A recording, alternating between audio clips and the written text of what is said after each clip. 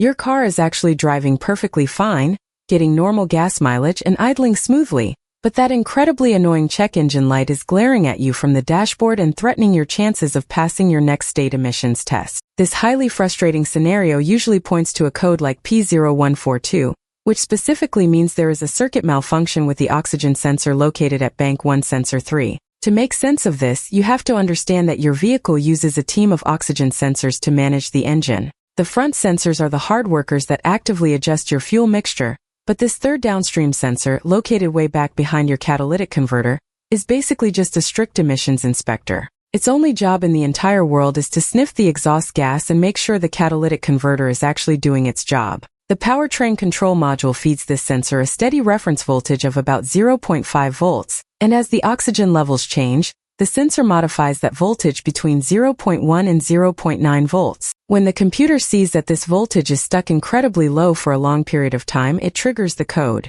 Do not panic and assume your expensive catalytic converter is dead, because this is an electrical circuit code, not an efficiency code. The absolute first thing you should do is crawl under the car while it is running, and listen very closely for a ticking sound that indicates a tiny pinhole exhaust leak right near the sensor. Even the smallest crack in the exhaust pipe will suck in fresh outside air, trickling extra oxygen over the tip of the sensor, and tricking it into reporting a false lean condition that drops the voltage. If your exhaust system is completely sealed tight, unplug the sensor connector, and look for melted wires that might be shorting out directly against the blazing hot exhaust pipe. You can test the computer side of the wiring harness with your voltmeter, and if you see that steady half a volt reference signal sitting there waiting, you know the wiring is good and the internal heater element or the sensor probe itself is totally burned out and ready for the trash bin.